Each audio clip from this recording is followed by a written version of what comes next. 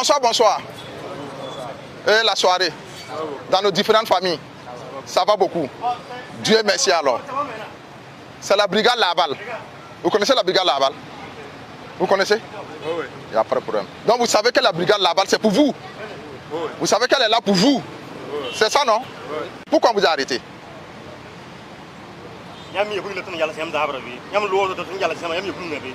Selon vous, c'est pourquoi? De faux de port du casse. Qui peut me dire, depuis combien de temps les autorités ont demandé à la population de porter les casques? Ça fait un bout de temps. Ça veut dire qu'il y a longtemps, c'est ça? Mais selon vous, pourquoi l'autorité demande à nous, population, de porter les casques? Selon vous, pourquoi? Qui peut répondre? Parlez fort. Hein? Dieu merci. Donc c'est pour notre sécurité, c'est ça? Oui, oui. Donc je suis content. Donc c'est pour nous-mêmes, c'est pour notre sécurité. J'ajoute encore une question. Mais pourquoi l'autorité nous demande de porter les casques? Vous-même vous dites que c'est pour notre sécurité, c'est pour notre bien, c'est ça? Mais pourquoi nous sommes réfractaires au port du casque? Qui peut répondre? Pourquoi nous sommes réfractaires au port du casque? Pourquoi? Qui peut répondre? Pourquoi on refuse de porter les casques? Oui, je vous écoute. Il n'y a pas quelqu'un pour répondre à cette question? Non, allez-y, sans gêne. C'est entre nous. On est en train d'échanger, donc voilà. On échange, voilà. Pourquoi on refuse de porter les casques? En fait, vous savez pourquoi vous ne pouvez pas dire quelque chose? Parce qu'il n'y a rien à dire. On n'a pas raison. C'est ça. On n'a pas raison. Et comme on n'a pas raison, on ne peut rien dire. Ce que nous, on va vous demander, c'est éviter, nous, la population, doit éviter de défier l'autorité de l'État. L'autorité, c'est qui? C'est nous. Ils sont là pour nous.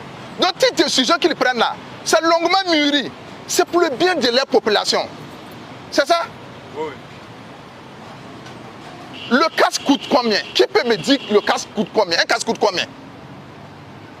Ça coûte combien? Un casque coûte combien? Il y a 8 000, il y a 7 000, il y a 9 000, il y a 10 000, il y a 11 000. Mais pour certains, peut-être voir que cette somme est élevée. Mais moi, je vais vous dire qu'elle n'est pas élevée par rapport à notre vie là. Par rapport au travail que le casque peut faire pour nous là. Moi, je trouve que c'est pas cher. On va se dire la vérité, nous sommes des hommes. Si on passe à ça autour d'une table, on ne dit pas 10 000 francs sans s'en rendre compte. C'est vrai ou c'est faux? C'est ça, non? Autant que nous sommes arrêtés, nous sommes des pères de famille et des mères. C'est ça? Quand nous, on sort le matin pour aller travailler là, chercher la pitance quotidienne de la famille là. Nos familles là, c'est vous savez qu'ils prient Dieu qu'on revienne en bonne santé. Vous le savez, non? Même ceux qui sont parents, toi, par exemple, tu n'es pas marié. Mais quand tu sors de chez toi là, ton père, ta mère, tes frères, c'est le prix Dieu que tu reviennes en bonne santé à la maison. C'est ce qui les tient à cœur. C'est ça? Pour la femme, son mari prie Dieu qu'elle revienne. Pour l'homme, sa femme, ses enfants prient Dieu qu'ils reviennent en bonne santé. Et maintenant, nous, on refuse de porter le casque. Or, on reconnaît que c'est pour notre sécurité, c'est pour notre bien-être. Est-ce qu'en principe, on doit nous obliger à porter le casque? Est-ce qu'on doit obliger quelqu'un à porter le casque? Selon vous? Mais pourquoi on défie l'autorité? Pourquoi? Qui connaît ce qu'on appelle un traumatisme crânien? Mon frère, traumatisme crânien, c'est quoi? Hein? Un choc à la tête. Très bien. Quand le pied se casse, on peut soigner, non? C'est ça, même si c'est cassé, on peut soigner. Quand le bras se casse, on peut soigner, non? Mais imaginez la tête cogne le goudron et la tête se casse. Il y a deux cas. Soit on met sur le champ, ou soit on arrive à l'hôpital, la famille va engager beaucoup de moyens.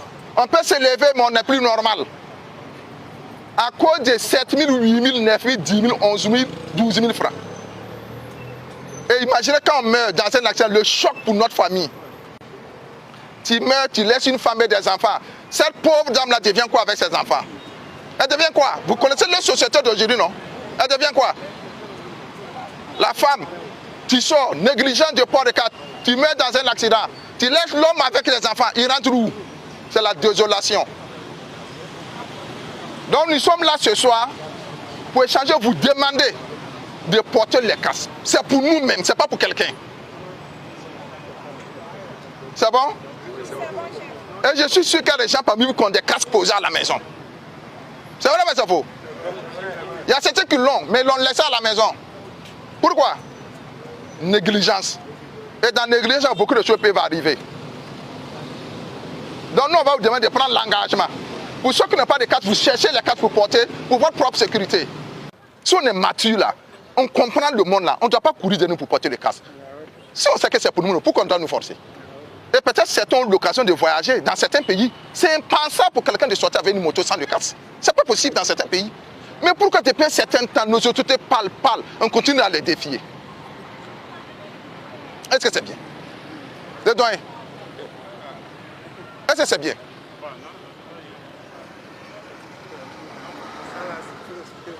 Donc, c'est une sensibilisation. Prochainement, nous allons sévir. Mais ce n'est pas parce qu'on ne vous aime pas quand on va sévir. Hein. C'est pour votre bien qu'on va sévir. Si on vous prend, envoyé au sein de notre base, vous allez travailler. Les poses des pavés, là, vous allez poser des pavés, vous allez travailler. Ça aussi, vous allez rendre service à la nation. Mais dans la douleur que vous allez comprendre que non, on doit porter le casque. Papa, ton a bon ça, il y a un minchim ça, il y a un chaud ton. Toi aussi, ton sida. Voilà ton il y a ça. Ton la comme Zach, pas autour là. Ton maintenant, ça pas une casquette, tu ton il est là comme tout une casquette. L'exemple commence par nous, les parents. Tanti ou bien? Tanti Chokobe? Oui, que nous, on peut te donner l'exemple à la maison, à nos enfants. Si l'enfant voit tous les jours, tu sors, tu ne portes pas la casque. Demain, tu peux dire à ton enfant de porter la casque. Oui, doyen. Oui. Mais à partir de aujourd'hui, je vais le porter. Merci, papa. Hein? Hein? Voilà, goulions que ça soit un réflexe pour nous-mêmes. Ouais, non. C'est bon? Tanti, sur la lunette, c'est joli, mais casque là, mieux quoi. Casque là, mieux.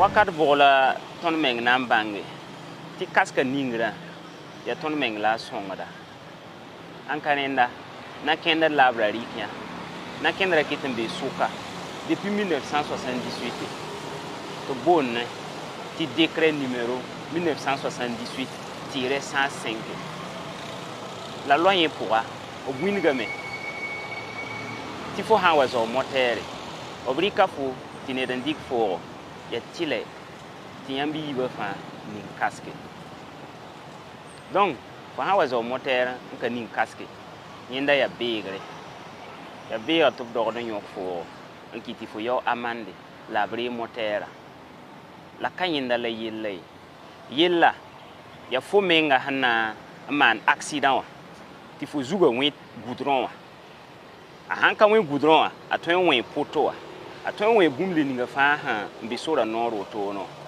la ha wa yin swaba asampwa ya wuso fo ya bibigra il faut zakaram kitin zan fo yor fo école ligidi ngit fo yap arze kaballa fo ha wa yiki nkene kanin kaska ntere luyo to mpole ya perte fo hon nan kon zakaram fa perte ya zin suso ya fo hon nan kon zakaram ba le men nan le kon nimbui de fa gilli zakaram nan tipa fo han mikti han 20 tipe han kanenda wakat fa accident ramba goudron ha mo fo zuba ya toro to le ton on tipe tipo me ha wa base watin yine sampo wuso en kaleton il faut y normal wa fo handa ya sobai la handa miti fo yora nan pa in la vene il faut un pa accident pour auto ne aya boum na nyak muso a hana nyak la ziboa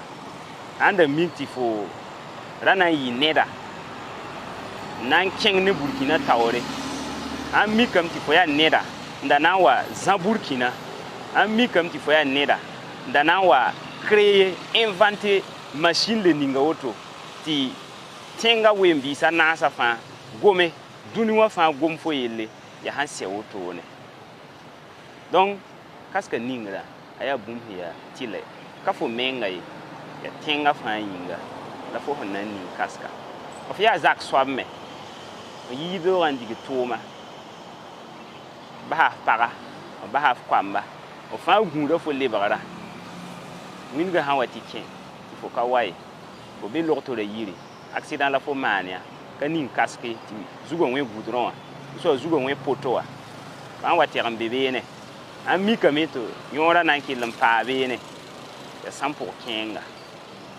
o ba ha kipsi o ba ha pour compas donc ka bum na ndim ne ya bum ton hon doran dika waton vuima fa yita bene ya tile ti ton nin kaskrama en kene le bon pa hadam me briga la balla tuma proenge obnan le brin yime en gese ne ba han ningir kaska ob ningidam to kan ningiri ba wa kan ningiri obnan yon ko fo an yon fo nan dira fo motera en kiti fo terre wane kaske ne le supal confort fo loro voilà un man auto bien sûr di en wati pour quand les sur le zoom kanin casque. Le port du casque est une loi. C'est une loi qui l'instruit. Donc déjà, c'est dans cette dynamique de veiller donc à ce que cette loi qui est bien fondée et qui présente de nombreux avantages et pour les différentes populations et pour l'appareil d'État que nous nous sommes donc investis donc de cette mission. Quand vous prenez rien que le mois de mars, nous avons eu plus de 1000 blessés dans des accidents avec 99 décès.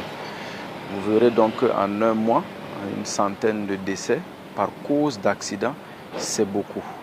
Et lorsque vous vous approchez donc des différentes structures pour comprendre, et vous verrez que c'est lié surtout au non-respect donc de cette loi qui dit de porter le casque.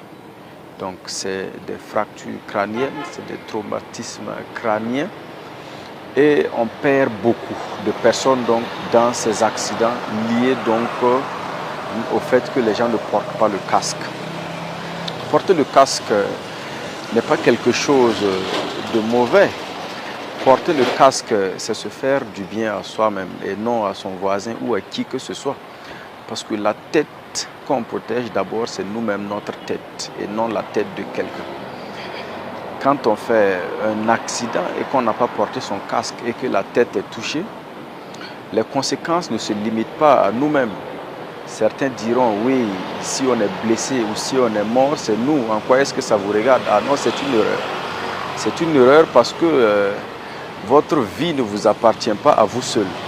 Vous verrez donc qu'il y a tellement de vies qui gravitent autour de vous, à savoir celle donc de vos parents, de vos frères, celle donc de vos collègues. Il y a beaucoup de personnes qui comptent sur vous. Il y a beaucoup de personnes qui attendent un meilleur rendement de vous. Donc quand vous devenez par exemple inapte ou que vous n'êtes plus capable de remplir donc le rôle que vous jouez présentement, que ce soit en famille ou au service, vous perdez quelqu'un qui a une qualité particulière au service, vous prenez des mois pour former encore quelqu'un d'autre qui puisse mener l'activité aussi bien que ce dernier-là le faisait. Donc c'est vraiment beaucoup de conséquences qui vont avec. Et c'est dommage parce que généralement, quand on fait les accidents, ça n'implique pas que nous seulement. Ça implique aussi la personne qui nous a cogné ou bien qu'on a cogné. Voilà. Donc, il faut qu'on se protège. Il faut que tout le monde se protège. car c'est ainsi que nous allons pouvoir réduire au maximum donc, les cas de perte que nous enregistrons présentement sur nos voies. Nous en avons besoin et cela va également permettre au pays de pouvoir répondre à l'appel du chef de l'État. Parce que quand on parle de révolution, quand on parle de développement, c'est toutes ces petites actions-là qui concourent à cela. La force d'un pays, c'est quoi? C'est la main-d'œuvre, c'est la jeunesse. Quand on n'a pas de jeunes, parce que tout simplement on en perd dans les accidents, ou bien parce que tout simplement on en a, mais qui sont inaptes suite à des accidents, bon, on fait comment pour les travaux de construction? On fait comment pour développer le commerce? On fait comment pour mener toutes les activités qu'on voit se dérouler au quotidien? Parce que les personnes qui sont en train de vieillir, là, ils ne peuvent plus jouer ce rôle. Mais très malheureusement, vous allez constater que c'est la jeunesse qui est en train de faire les accidents avec les excès de vitesse. C'est la jeunesse qu'on perd en grand nombre. Quand on dit par exemple le développement, on ne peut pas se développer tant qu'on n'a pas de jeunes qui étudient, qui se qualifient et qui reviennent pour développer nos différents secteurs. Mais avec un accident, vous avez un traumatisme crânien là. Comment est-ce que vous pensez pouvoir vous remettre en bon état pour être assez important pour le pays? C'est difficile. Avec un accident, comment vous pouvez continuer des cours? Un accident qui vous choque la tête là, vous ne pouvez plus être normal. Quand on fait les bilans, on a perdu plus de personnes dans les accidents que même dans les engagements opérationnels.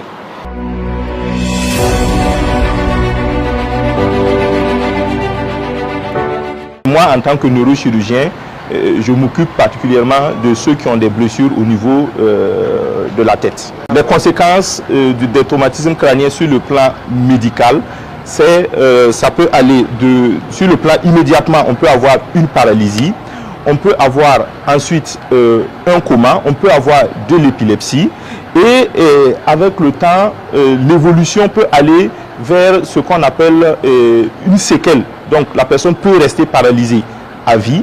La personne peut ne plus avoir jouir de toutes ses facultés mentales. Ça aussi c'est une conséquence qui est dramatique pour la société.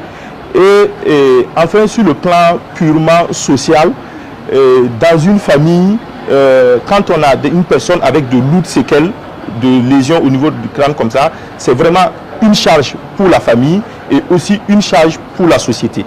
Ceux qui vont avoir dès le départ un traumatisme crânien grave, plus de la moitié, même quand ils sont pris en charge correctement, vont mourir. Donc quand on perd des jeunes comme ça, qui sont en majeure partie des élèves, qui sont en majeure partie des stagiaires, qui sont en majeure partie des étudiants, ça fait mal.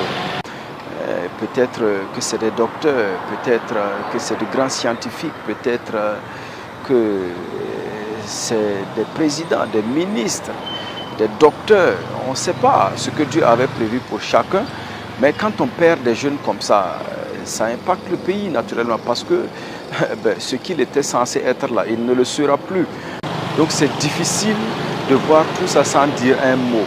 Vous ne manquez pas avoir vu un accident où le casque a été fissuré. Vous ne manquez pas avoir vu un accident où voilà, des gens ont été grièvement blessés mais sont restés quand même en vie parce qu'ils avaient porté le casque. Vous verrez donc des images qui ont été faites où des gens ont témoigné. Ces gens-là, lui, était le casque. Aujourd'hui, ils ne sont pas là. Voilà, ils ne sont pas là et ça ne se discute pas. J'ai eu un accident en 2024 avec un âne en pleine circulation. J'avais porté un équipement complet, comme vous le voyez, avec un bon casque. C'est ça qui m'a sauvé la vie. Cela justifie la gravité de l'impact de l'accident. Vous voyez? J'ai remarqué plusieurs fois en circulation que les gens portent le casque sans mettre la sécurité. Et porter un casque sans la sécurité, c'est comme ne pas porter un casque. C'est vraiment un cri de cœur, c'est un appel. On appelle les gens à prendre conscience. À prendre conscience parce que c'est pour eux-mêmes d'abord leur bien. Vraiment, c'est dommage quand on voit des gens qui disent qu'eux, ils ne vont pas porter le casque parce que. Il n'y a pas de raison. Vous le faites pour vous. Et si vous reconnaissez le bien fondé de la chose, quoi de plus normal que de salir?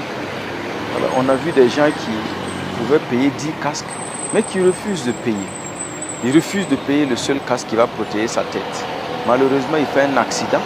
Sa famille est obligée de dépenser de colossales sommes d'argent pour pouvoir le soigner ou bien le maintenir en vie. Bon, vous vous êtes mis en retard, vous n'êtes plus important pour le pays parce que vous ne pouvez plus travailler et vous avez appauvri votre famille. Nous tenons quand même à faire voir le bien fondé de la chose aux gens. Nous tenons quand même à appeler les gens à plus de responsabilité vis-à-vis même de leur vie. Voilà, il faut être responsable pour préserver sa propre vie.